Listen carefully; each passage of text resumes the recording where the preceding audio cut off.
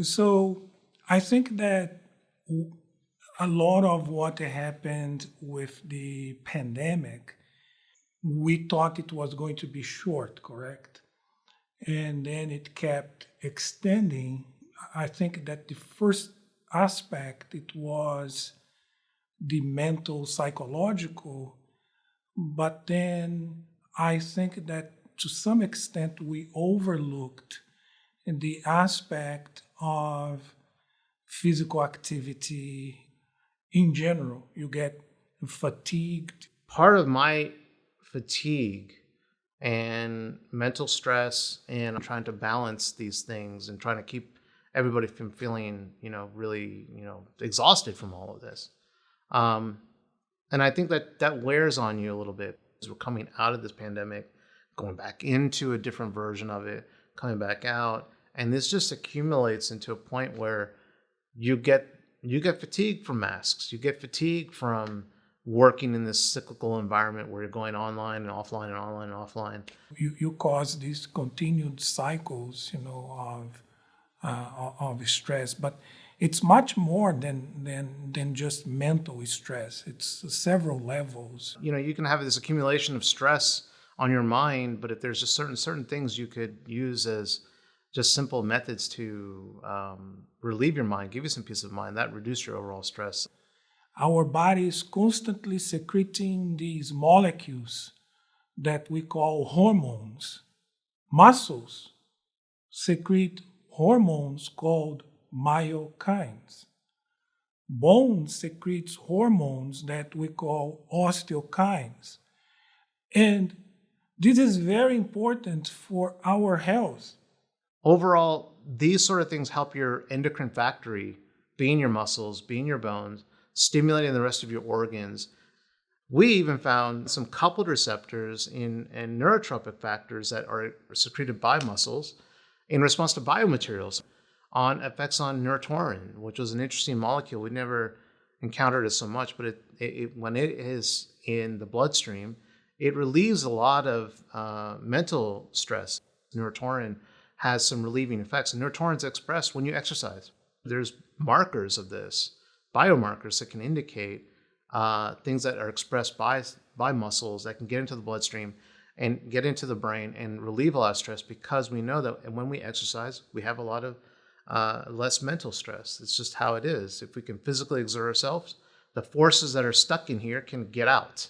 If there is one thing that has been proven over and over, is how good physical activity is for mental health, for the heart, for our muscles, for our bones, for sleeping, for mood itself. One thing that did add to my stress was obtaining physical equipment to actually do exercises in the home when all the gyms shut down.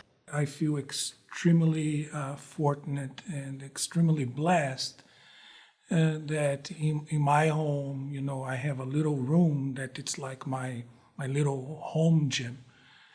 So I have free weights, I have elastic bands.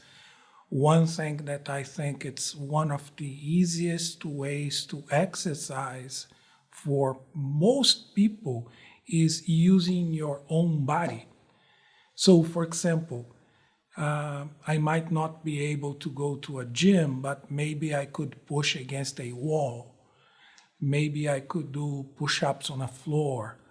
Maybe I could buy a whole body elastic band and use that to do some exercises.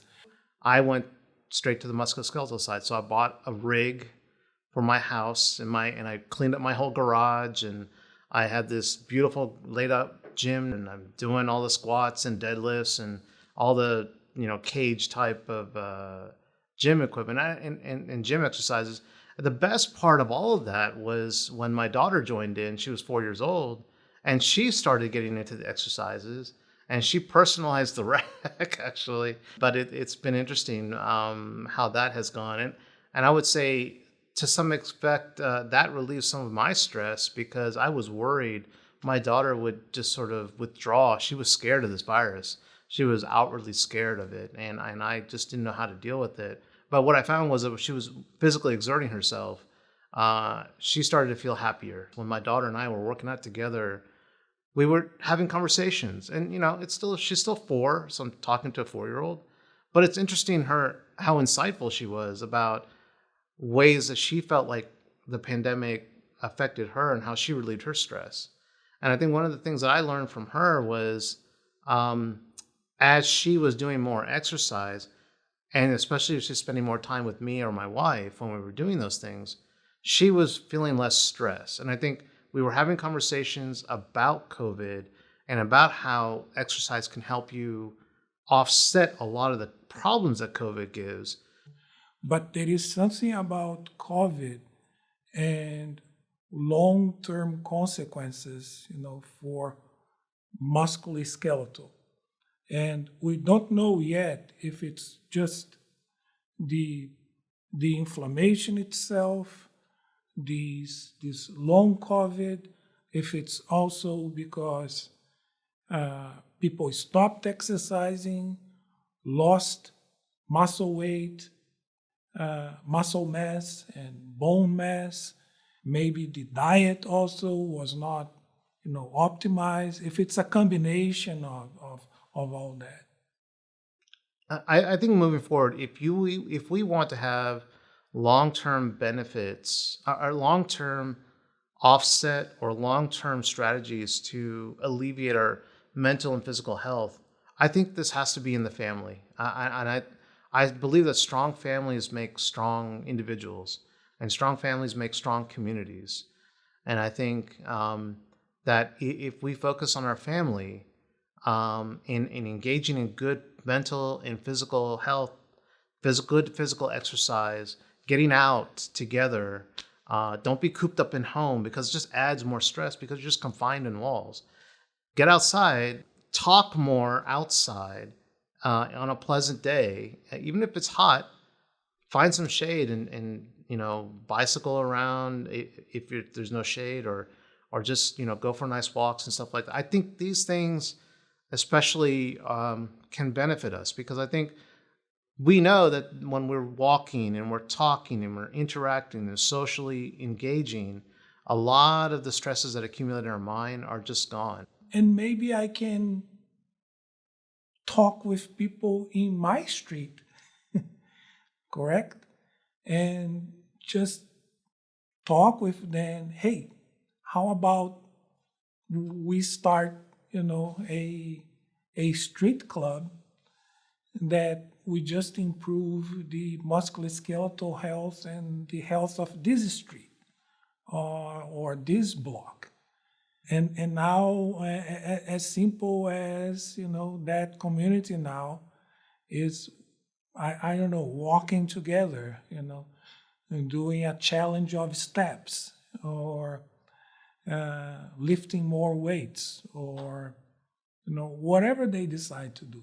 It could be something very simple, but very inspiring and transformative.